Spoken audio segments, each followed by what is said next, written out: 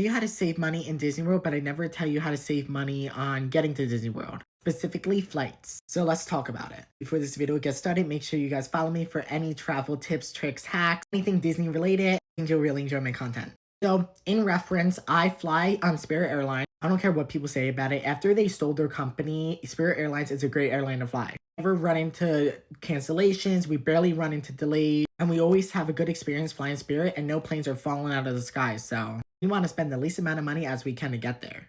Just picking an airline doesn't guarantee cheaper rates. So let's get into the specific details. So there is two ways that I personally found are the best methods, and I'm going to say to you how they are and make it easy to comprehend because some of the videos I watched made no sense when I started out in the beginning. First method is going down to the airport. Whatever airport you're going to fly out of, instead of buying your tickets online, you can actually buy your tickets at the airport for a cheaper rate. Well, most of the time. When you book your plane tickets online, they always charge you with extra fees. But if you go to the airport, sometimes those fees can actually be taken off. And I say sometimes because it's a 50-50 situation. Past like 5 or 6 trips, all of them, we saved money on 5 of them. It was only one trip, it was actually more expensive to buy tickets at the airport. So how much money can you actually save?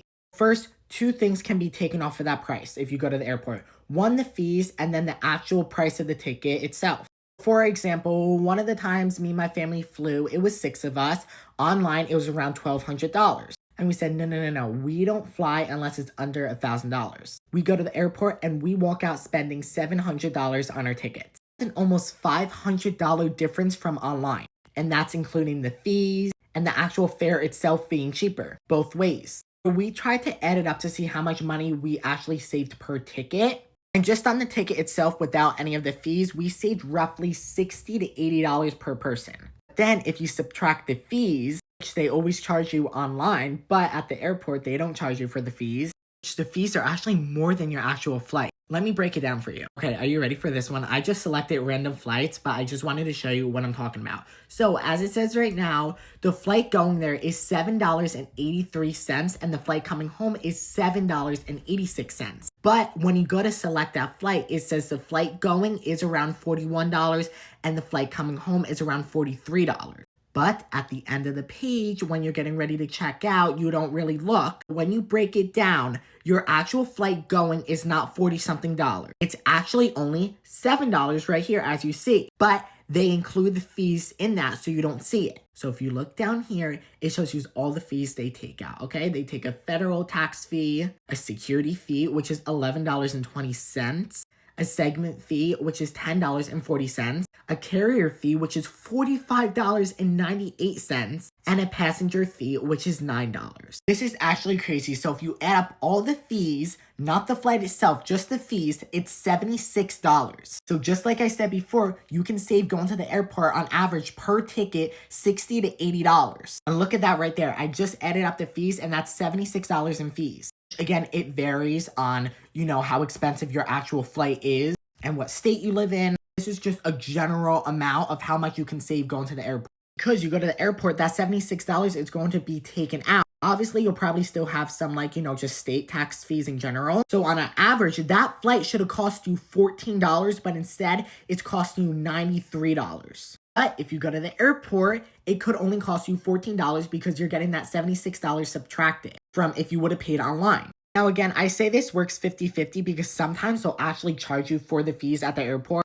Sometimes the flight tickets in general are actually cheaper online and more expensive in person. But again, majority of the time this worked out for us and we've saved hundreds of dollars. Especially if you're going with a lot of people in your family, you could literally save $400, just like me and my family did. Again, let that sink in that flight, each of those flights going and coming were around $7 each. Instead, included with the fees, they were around 40-something each. So guys, I'm telling you, get to the airport right now and get your plane tickets. It saves you so much money. But my next tip is if you don't want to go to the airport, or if you're just honestly far away from your airport that you normally fly out of, it may not be worth it to honestly go there, then let me tell you how you could get cheaper tickets online. First off, I say the rule of thumb is start looking for flights anywhere from 50 to 30 days out. Reason why is if you book your flights too soon, you'll get them at a really high rate. But if you book your flights too close, you'll also get them at a really high rate because supply and demand. So if you do it right in the middle around that 50 to 30 day, you should be able to find the cheapest rates. Normally, we'll buy tickets either the month before our flight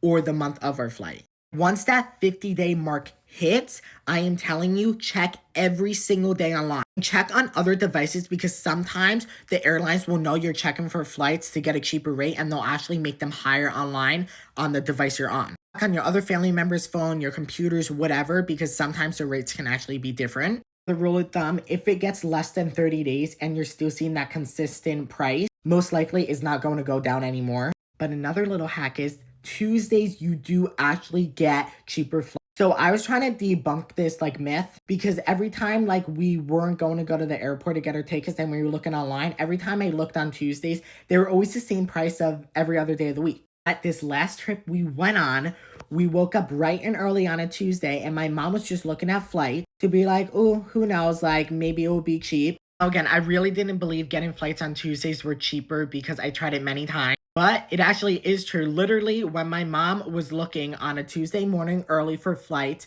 the day before the flights for our whole family, it was around $2,000. Outrageous. Then she checks. The flights for everyone was $800. Literally over $1,000 difference from Monday to Tuesday. Again, it was within that 30-day mark as well. So you had booking it on a Tuesday morning, but again, booking it through that 50 to 30-day window as well. We literally got tickets for thousands and thousands of dollars less. I'm telling you, these tips work. New flyers within the last 2 years, and our friends and families that have literally been flying for like 10, 20 years always ask us how we get our flights so cheap, and they had no idea about these tips. I am telling you, now this video is long, but one little bonus tip, if you are booking through Spirit, you're actually able to modify or cancel your flights if needed, and they'll just turn into credit. But another tip that actually literally no one knows about that I was able to score is once you book your flights, go to modify them. Sometimes they may have a flight that's literally either a half hour earlier or a half hour later than your original flight. It could be much cheaper.